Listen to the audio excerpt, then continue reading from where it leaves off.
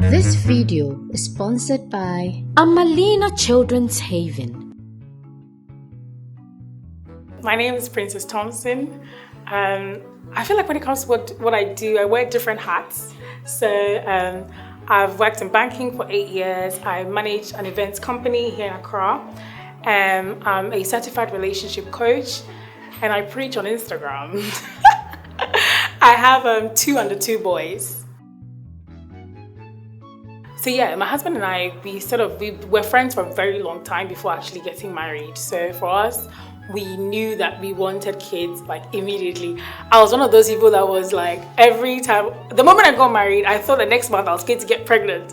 So when my period came, I was like, why do I have my period? Like, I thought this is how it works. I only found out, well, after trying, that it does take a bit of time, a few months, before you end up getting there. So I think for us, the expectation was really to sort of start immediately. Didn't want to wait.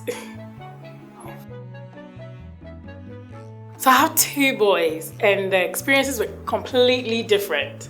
So because with the first one, like I wanted it. When my period stopped, I noticed it, but I didn't think that meant, well, my period didn't come when I expected it to come. I noticed it, but I didn't feel that was sort of like, that meant I was pregnant. And this is weird, and people might find this weird, especially people who are not spiritual might find this weird, but I was literally sleeping on the 1st of May 2018, and I just felt something or someone wake me up. So I woke up, I opened my eyes, and I heard it as clear as day, you're pregnant. So I was one of those people who went to buy the pregnancy test, like the expensive one, because I knew I was pregnant.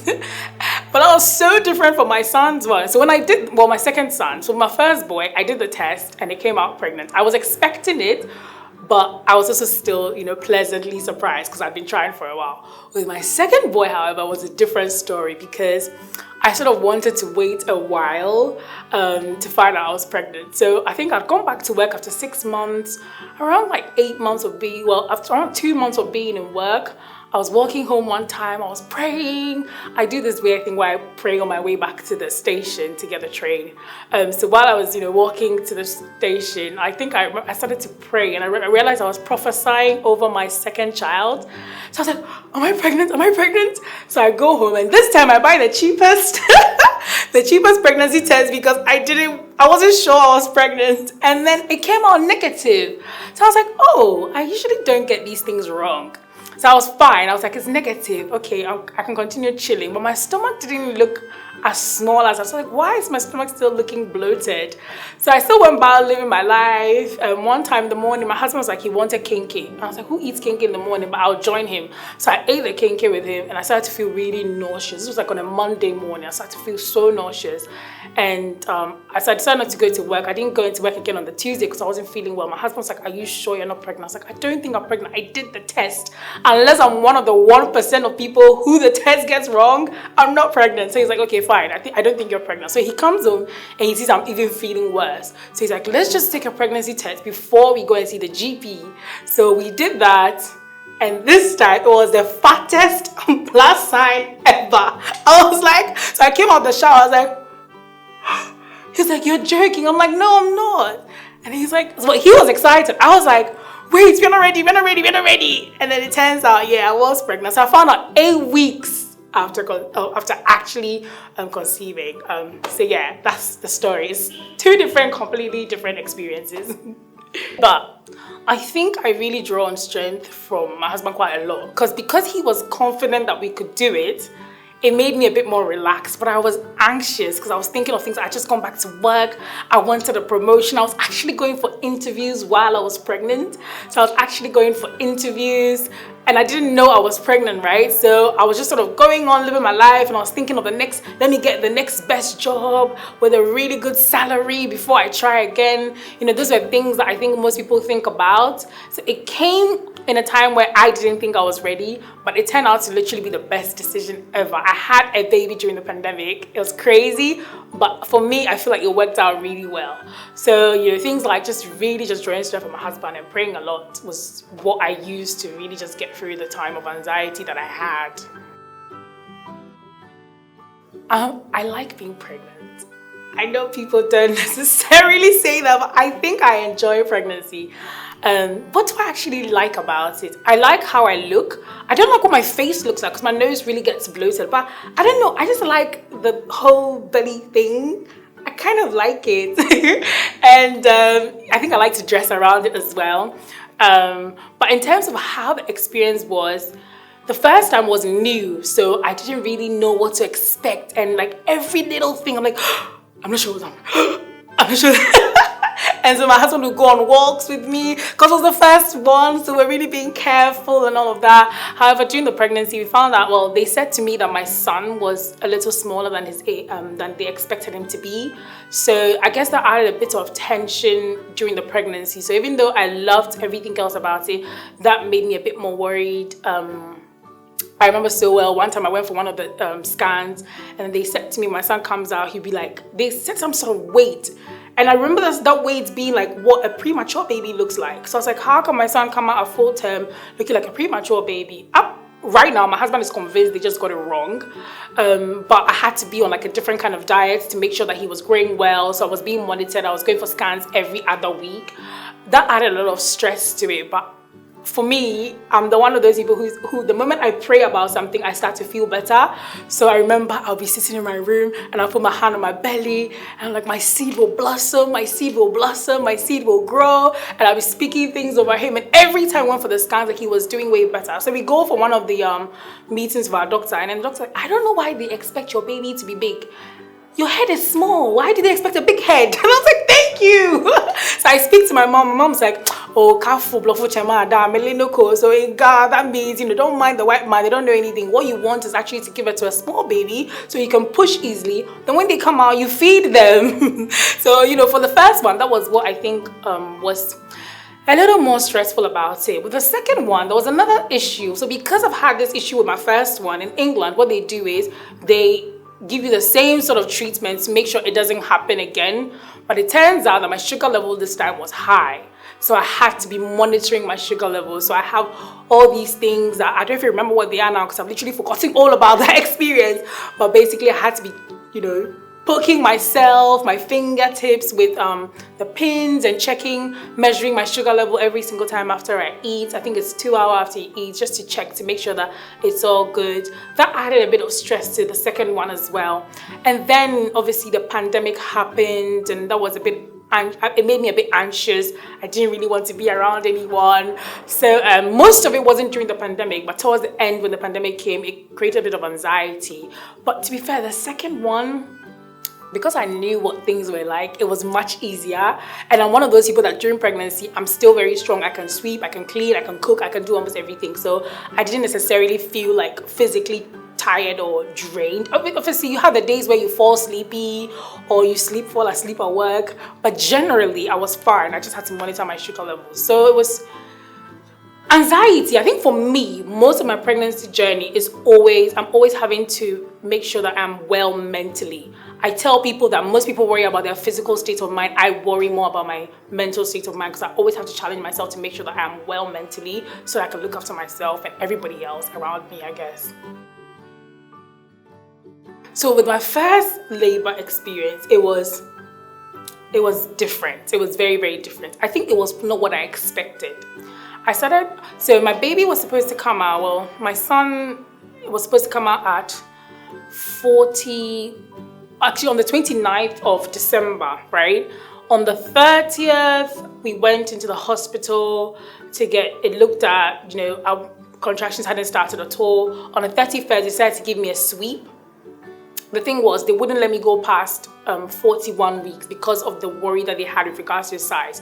So there was talks about induction. With both of my babies, actually, they spoke about inductions. One because of the size and the second one because of the sugar levels.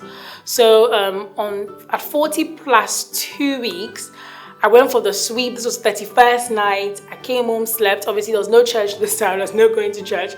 And when the fireworks went out at 1 a.m., I opened my eyes. I was like, it's 1st of January. This baby really did not come in 2018. Like, this baby has made it into 2019. I wanted him to come in 2018. Now I'm glad he didn't, but at the time I did. So fireworks went out. I woke up and I was like, I'm feeling, So I go into the bathroom and I see that, the black clots has started to like sort of come out. It's a bit TMI, but it's the truth. So I ran to my house. I was like, I can see the blood. I can see the blood. And he's like, I don't think you're meant to show it to me. So I run back into the bathroom and I get ready. I'm one of those people who went for the antenatal classes, so I was ready for every single thing. I took my shower, like they said. I had breakfast. I had cocoa and both roads.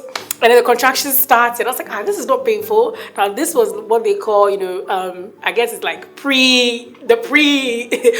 the actual thing. I didn't know that at the time. It was my first time. So I was like, it's not that painful. It's not that painful.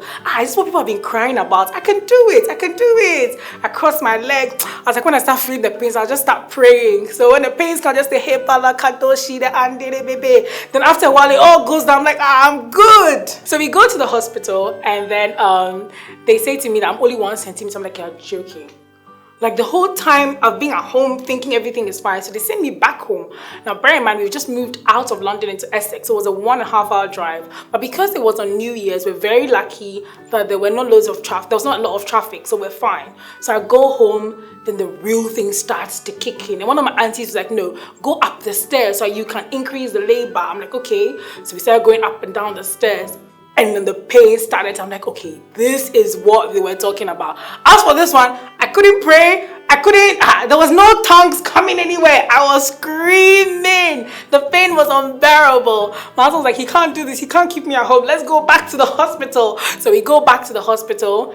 And I feel like that lady, she didn't take her time with me. Because the moment we go, she's like, I don't think you would have gotten anywhere. So she did that. She's like, it's only 2 centimeters. I don't believe her up until today because the pain was on a different level. And so my husband, he can't take me home because he can't handle me. So like, okay, they'll keep me over. So I was in the labor ward. Honestly, I don't really remember what happened much because apparently I kept on falling asleep. So what happens is I'm one of those weird people. I experienced it with my second boy. This time I remembered it, but with the first one, I didn't know what was happening. So according to my husband, now this is from my husband. This was my first son. So he said I'll literally go like, and then I'll come back out of it. And then he's like, what happened? And then after the contraction ends, I'll go back.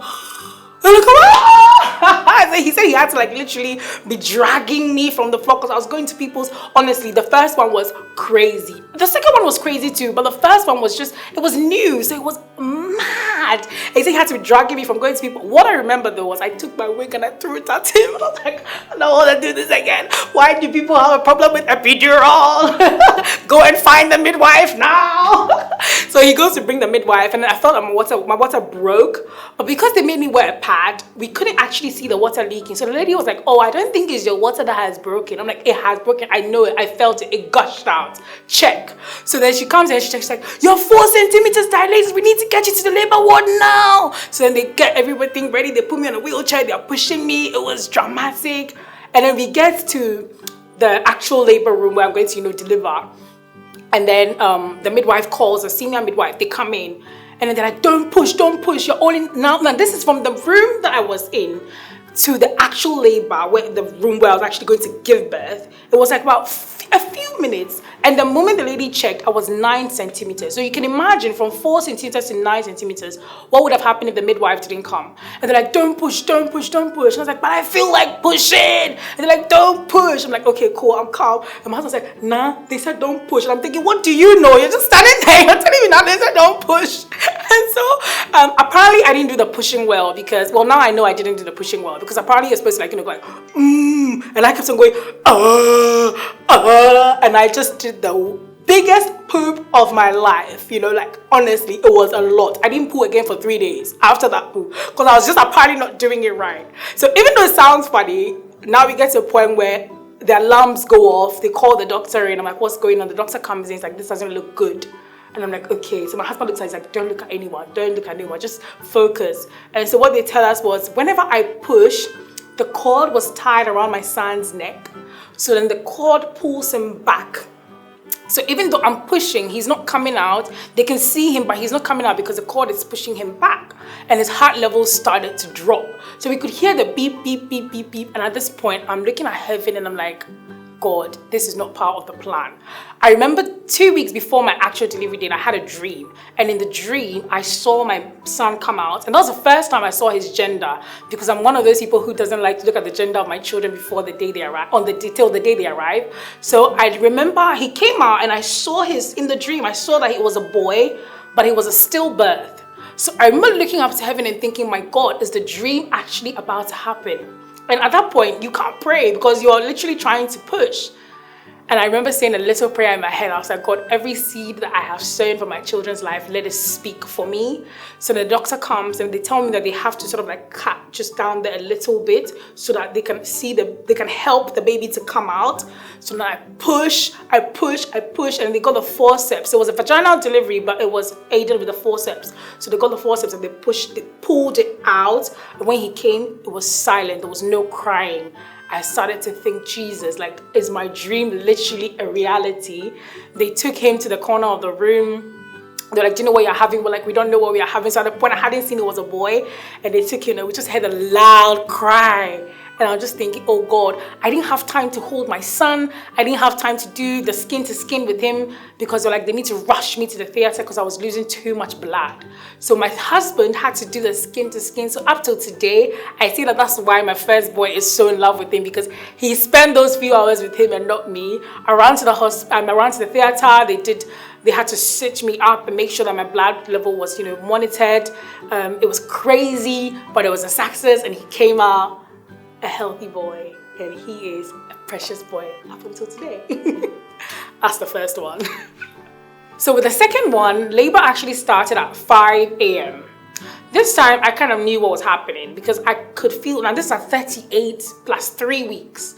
So I had a feeling he was going to come way earlier than 40 weeks because I could feel his head like right at the bottom. I'm like, this boy is going to come out. I just feel it. So when labor started this time, I was sort of like ready.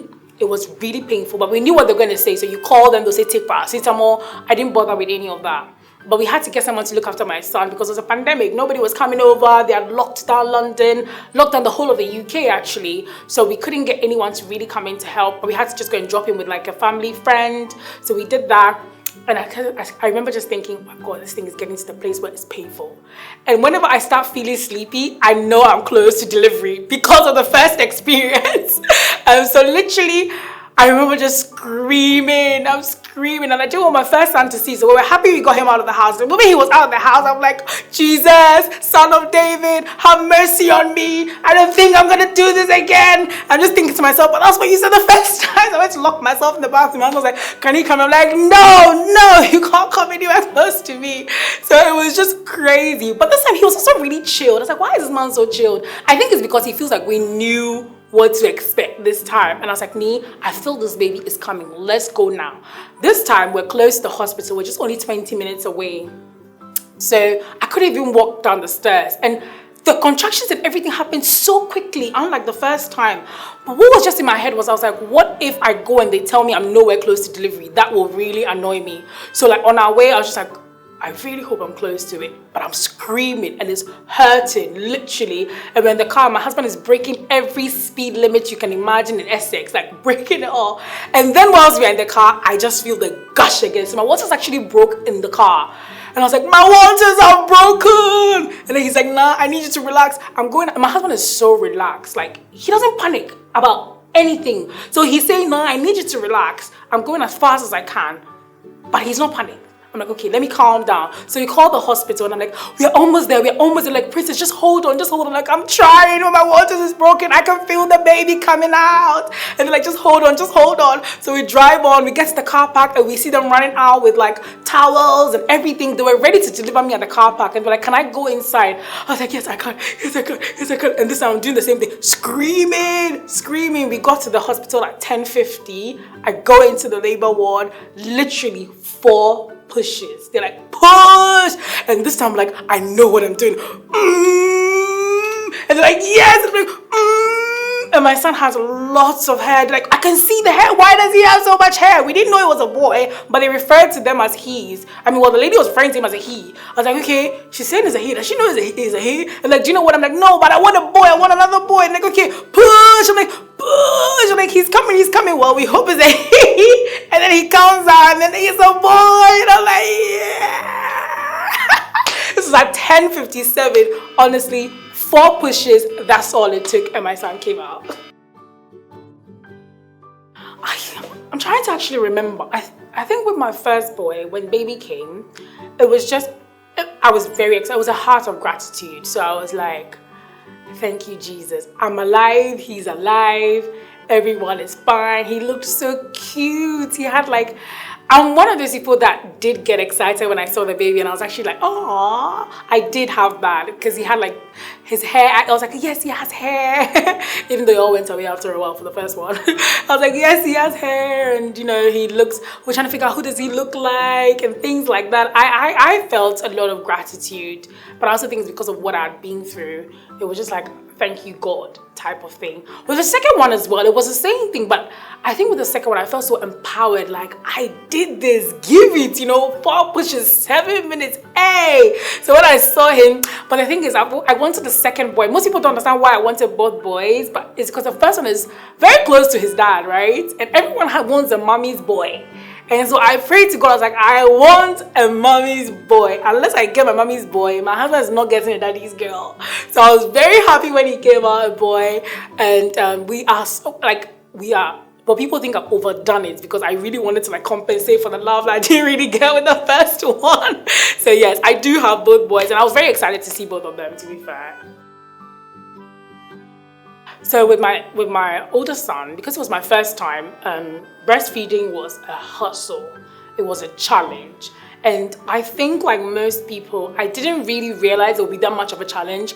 I kind of thought maybe, yeah, it'll take a while to come in, but it did take, it came after about 3 days, but it was still not really a lot. And my husband and I, we had a conversation even before labor and everything. We were very happy to give him formula, substitutes till I was really coming well.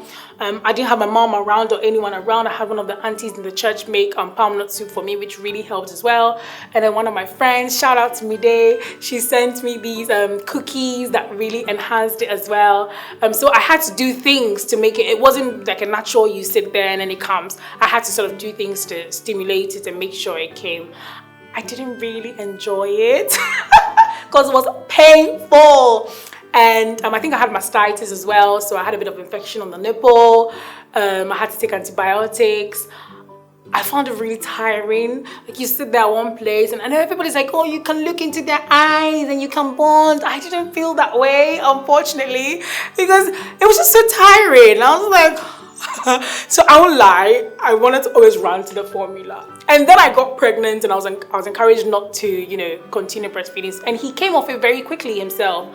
So I was very frustrated. When I went back to work, he came off it and I found I was pregnant as well. So weaning him off was very quick. With the second one, however, breast milk came quite well. And he's 8 months, I'm still giving him breast milk. He loves the breast. He grabs it. But yeah, the second one, I've enjoyed breastfeeding my second experience. I think that you just use the first one to really learn. And yeah, that was it. So help is such an interesting concept, right? Because the thing is, we do need help. And everybody's like, oh yeah. But I tend to find out that because we are in England, right, where help is not necessarily readily available, you sort of have to plan help. I've done things, just my husband and I, for a very long time. So we literally went through this pandemic for the last 7 months, just the two of us, looking after 2 under 2s. It was crazy, but that was what we could do. With regards to my first one, because there was no pandemic at the time, someone made palm nut soup and brought it over, people came to visit. But in terms of actual help, I don't think I really got it. The only time I started to really get help was when I was going back to work and then had to leave him at the nursery. I like the nursery arrangement. You leave him early. So my husband leaves him early in the morning, and then when I come back from work, I pick him up. And that was the help that we got. My family is not close to me. So for me, help has been quite a foreign concept. I'm now learning what helps look like when you're home, because I've come home now and I'm having my mom around, who's a blessing. She's with the boys right now. I have my sisters around. But like I was saying earlier, the thing with people who don't have babies who are looking after your babies, they're not programmed to think about your child or to think about a child the moment they're making a decision. So whereas you have to, the moment you make a plan, you think, okay, so this person will be with the child, but they don't have that, right? So you literally have people saying, oh yeah, I can help, I'll be at home, and then the night before, oh, I won't be able to do it. And it's like, wait, I've made plans. And this is like, to my sisters, I'm shading you, yes. But basically, that's just how it is. And you have to be understanding because they don't know what it's like to have to put another human being before their needs. So help is a tricky one for me. I haven't had a nanny, I haven't had a house help or a live-in nanny and any of those things because of where I live and how things are done there culturally. But nursery has been the help for me. I wouldn't say my husband is a help. I think my husband is doing what he is supposed to do. So but my husband does everything I can do apart from breastfeeding. He can do everything. He literally can bath the kids and he does it all. We do it together and it works for us. So that's the help that I guess I have. He's not really a help. He is doing his job. Okay, so immunization, I think it was the same for them actually. They took it quite well. Only thing you probably worry about is a little fever here and there, but it was not like no bad experiences, nothing. It was quite good. Now let's talk about circumcision. So it was my first time with my boy. Obviously, I was my first boy. And we, in the UK, circumcisions are done by the Jews or I think Muslims as well. But we got a Jewish old man to do it. The man had done about like thousands of kids, right? So it's our first time, we going. He takes us to the upper room somewhere, and he's like a really old style Jew. So he was doing like the old fashioned way, like sort of like what Abraham did to Isaac. And so we're in the room, and my son is so strong, and they're trying to pin him down. And he's like, this boy is so strong. I've done thousands of kids, and your son is really strong. Like we couldn't pin him down, but he had to lay flat, or else obviously it could cut somewhere it's not meant to cut. So he puts whatever it is that he does on it, and then he gets ready to cut it, and then he calls my husband and says, you are cutting it. And my husband's like, huh? And we're all like, what? And I guess he was doing the old style. So with actual Jewish culture, the fathers would do it for their sons. So my husband is standing there and he's literally cutting the foreskin of his son. So they tell him that I'll let you, when I tell you to stop, you stop. So my husband is going and cutting and then he says stop, and my son is screaming. And for me, I wasn't one of those people who thought, oh, I don't want to do it. I wanted to do it because I've not just read about the health aspect of it as well, but obviously from a spiritual point of view as well, I thought it was something that, I guess I wouldn't say I agreed with, but I was at peace with it, if you get what I mean. But I was worried about the pain. But I saw everything. I watched every single thing. Now, that's not the hard part. The actual cutting of the foreskin, it's not the hard part. It's when you take them home and you have to undress it for the first time. Now, that's the challenge. It was the worst experience ever. So we put Neodre, who's my first boy, in the water to try and get it to dissolve and everything should fall off. We didn't know that we had to do it for that long. So when it was time to take it off when it was time to actually take it off the skin, it was a challenge. He was screaming. I actually have a picture of what his face looked like after we finished. He was angry at us. And we did that 3 weeks, so it's considered a bit late. He was angry at us. He wouldn't even look at our face. And we just remember, my husband and I were thinking, oh my gosh, this was like the worst thing ever. And we just felt so terrible. So now something that I had peace with doing, I'm now thinking, is this even really necessary? I don't think I want to do this again. But on the 7th day, like they say in the Bible, he was perfectly fine. He didn't have any fevers or anything, but it was a lot of pain whenever it came to dressing it up. However, we learned our lesson. So with the second one, we made sure we did the circumcision quite early. It was at 9 days. When we came home, I always say, sometimes I feel like with parents, right? We make all our mistakes the first ones, and then we experience a bit of guilt because you're like, oh, I wish I knew this, so my first boy didn't have to go through it. I wish I knew so my first child didn't have to go through it. So with Nisoa, who's my second son, he didn't cry as much because we literally left. Now the trick, guys, is you leave them in the water for it to really, really soak and for it to come off. then you try and take it off. So like for the actual gauze to come off before you try taking it off. And that was what made it easier. It was so much easier for him. He cried just a little bit, and in 5 days the whole thing was healed. So yeah, circumcision is tough. It's not easy, but if you learn the tricks, you can do it. A huge adjustment. I'm trying to think of some of the things I've actually like had to do. I guess, oh yeah, first of all, one of the things that I think really it impacts is basically how your days are structured. Because before, like I said, you get up, you make a decision. Oh, I'm going for a run. Hey, nobody can stop me. I'll just go. I want to go to the restaurant to see my friends. Somebody can stop me. I really go. So now you just find yourself really having to organize and planning everything really well. So it makes sure it's all blends in. So no part of your life, well, I guess you don't want any part of your life to be sort of feeling the pressure of having kids.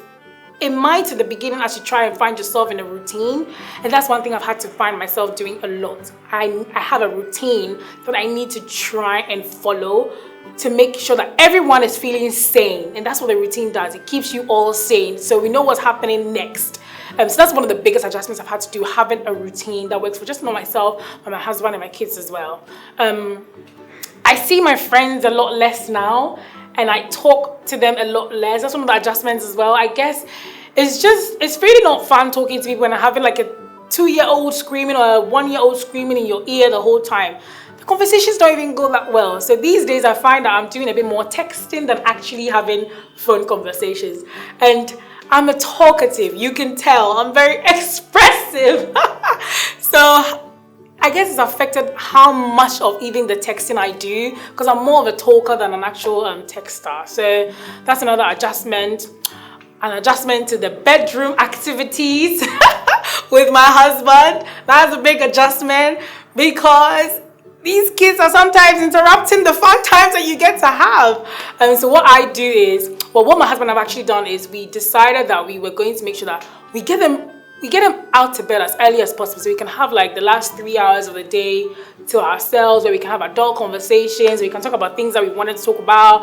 We can also have some good times, some good intimate times. But that's an adjustment that it does affect, the intimacy a bit.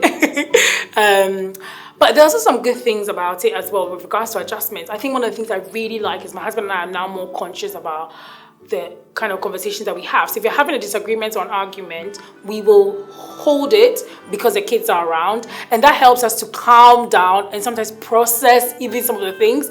And so at the end of the day, when we're having those discussions, we realize that we are not as tensed or as upset as we would have been if there were no kids around and we're going at each other. So that's something I really like. They've adjusted how my husband and I actually relate to each other without even knowing that they've done that.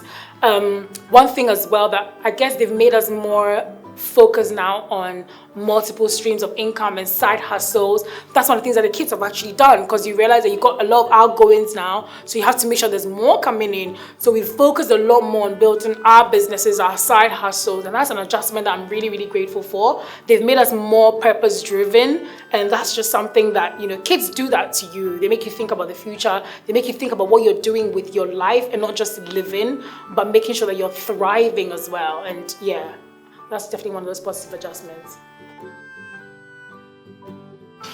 Do I think I know what I'm doing? I'd like to think I do, but there are times where you feel like, oh dear, I really don't know what I'm doing. I like to think, I spend a lot of time, reading about the best way to raise them and praying and getting scriptures and praying over them and speaking over them and all of those things. So you like to think that you know what you're doing. But then there are instances or times that something will happen and you're really like, I'm really just taking this, like, I'm just going along with the flow. I would say one day at a time. That's the best way to do it. That's the best way to make sure you're not overwhelmed, one day at a time. So yeah, that's a very good question. So the thing is, my kids are 14 months apart. So they're almost 15 months apart, but it doesn't get to 15 months. And I think my first son wasn't old enough to understand. I thought he was. So I thought when I brought the baby, he would be like, oh, my little brother. And I see pictures of people doing that and videos of people doing that. I have my friend Monita. I was like, oh no, let's video it. I had the camera on. First of all, my boy came with my husband to pick me up from the hospital. So he sees me coming up with this thing, you know. He had seen my stomach, but he didn't really get what it was. So he sees me coming up with a baby bag. We put him in the car. And since then, he was like very restless in the car, was moaning a bit here and there. So we get home, and I literally have like I'm on video with my sisters and my mom. We're all about to introduce him to his older sibling. He starts crying. Like, you know where they go, cut. When they're shooting something and it goes wrong. That's how I felt. I'm like, oh my gosh. Like, this was supposed to be a moment I record and, you know, keep it. Failure. Like, it was a complete disaster. He cried for 30 minutes straight. And we couldn't tell what. My husband, like, had to rush from the supermarket because he had gone to get chicken. He rushed from the supermarket so we could come and try and calm him down. It was just different. And even up until now, you see a lot. He is definitely jealous. When you give him something that used to belong to him, maybe he doesn't. So for example, with a baby bottle, he doesn't use it anymore. He doesn't use the baby milk bottles anymore. But he saw us giving something that he used to use to, so even though it's a new one, he felt like I used to drink from this bottle. So we're giving him to his little brother now. It's an issue. Like, every single thing is an issue. The last time, but the thing is that his little brother wants to be like him so much, and I think he's still feeling like, so sometimes you see him like kicking him in the corner, and he thinks that nobody can see him. Like, he thinks he's so smart. Thompson, he thinks he's so smart. You can see him like kicking him in the corner, like, stop! And then he act like he doesn't know what he just did. The last time, his little brother was crawling, and I just saw him like put his leg there to try like stop him. There's definitely jealousy. I don't think it has to do with me wanting to bond with the second one. I think it just has to do with him feeling like somebody has come to invade his space and take his place. And we expected it to sort of go away after a while. It's still there. It still shows up. He does love him. Sometimes he runs to him. He goes, baby, and he hugs him and stuff. But he still feels like somebody has invaded his territory. And I'm not sure, I don't know how long it's going to take for that feeling to go away. I'm one of those people who used to really pride herself in having like a skinny waist, right? These days I've had to really deal with my motives a lot. Like, why did I feel so, I used to feel very confident because I had a small waist, right? And now the waist is not small, the stomach is not going down. Like, I'm one of those people that after I finish giving birth, that's when I get the cravings. Does anybody else feel that way, or is it just me? Like, after I've had a baby, that's when I want to eat Cadbury. That's when I want to eat biscuits. Everything you can imagine. So I actually put on more weight than before. And it's such a hustle. I've had to deal with like my body. This time I started exercising quite early, and then I felt so tired and so restless. And I had to actually have a conversation with myself. Like, you need to start channeling your confidence, you know, not just from the way you look, but try and get your confidence from other things. And I guess I am confident in that sense, but being more intentional about where my confidence comes from. But it has affected, like, there's sometimes I'm like saying to my husband, babe, do I look okay? Like, you know, my flabby, the stomach is like really, really flabby. I'm very comfortable around my husband, but I'm still conscious of it. And I think that's one of the things that I'm working on. And it's not easy. Like, you wear an outfit and then you second guess the outfit like 100 times, and now you find out that you're looking at different styles that will not make your stomach show. But really, you've just had a baby, or you've had 2 babies back to back. From 2018 I've been pregnant in every year. So really it's just me recognizing that, you know, something good has happened. It will take a while for it to go down. But I also can't help but think about it. I really can't help but think about it. I'm trying, I'm working on it. People have been encouraging me, but I'm getting there very, very slowly. I think there are different types of challenges when it comes to being a mom. I think for me, it's the mental part of it. Is keeping myself mentally sane and mentally well. Because, I don't know, if there's no one there to help me, I'll put my head down and I'll do what I have to do. But it's having that conversation with myself to do what I have to do is the problem. It's always, telling myself that, I can do all things through Christ who strengthens me. And think about things that are lovely, that are pure, and that, things that make you feel, it's just literally working on my mind every single day, because there's the challenge of, am I doing it well? Am I doing it better than I should be doing? Or am I doing as well as I should be doing? It's those little thoughts that come into your mind. Like I said, for me, is the mind games, the mind part of it. Physically, I will do what I have to do, but it's the mind part of it.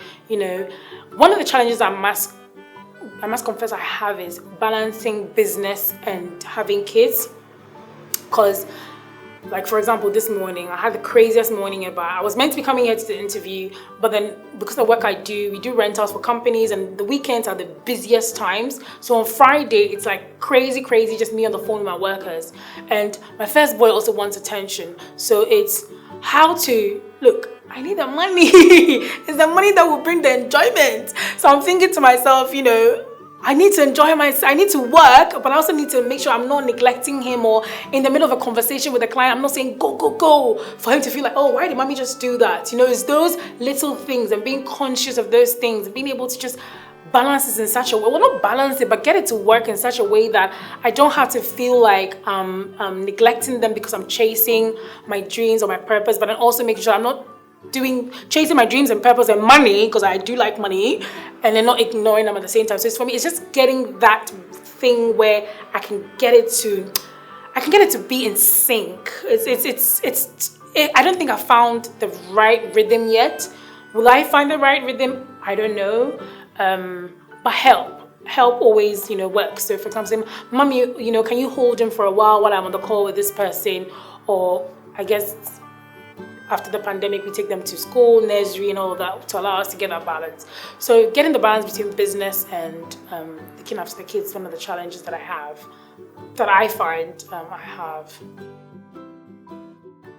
I think the most rewarding thing about parenthood is it makes you a better person.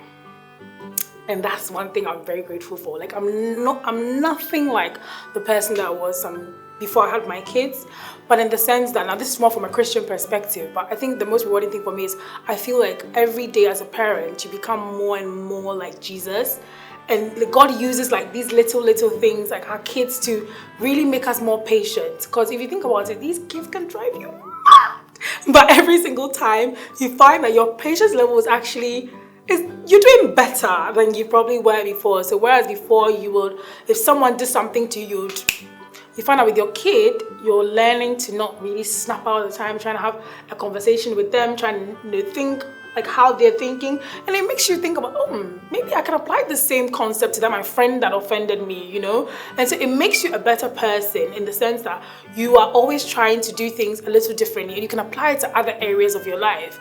They say love is patience, love is kind. You feel like you're more loving because you're loving this person that you have no choice than to love, and sometimes it makes you pause and it makes you think, if I can be so intentional about loving this human that God has given me, let me try and love that friend of mine, that sister of mine, that colleague of mine the same way. So it makes you a better person without you even realizing, like, you're not having to work hard to be a better person. You are just being a better person every single day. And you can then apply it to the people around you.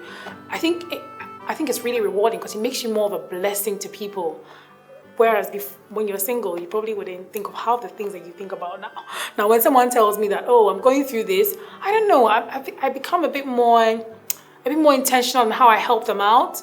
Whereas sometimes singleness can make you a little bit more selfish, and you sort of have to be more intentional. This one, it happens without you trying so hard, and I'm grateful for that. I'm grateful that I'm a better person because of my kids, and that's rewarding.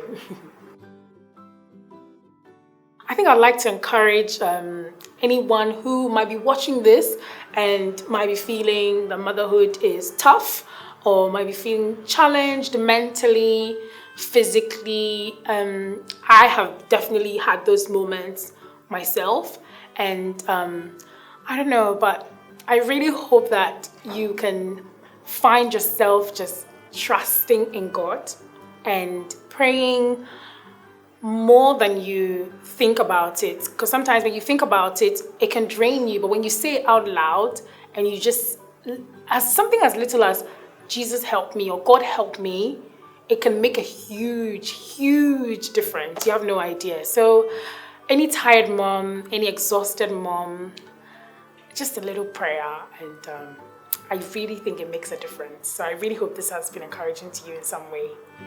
This video was brought to you by Amalena Children's Haven.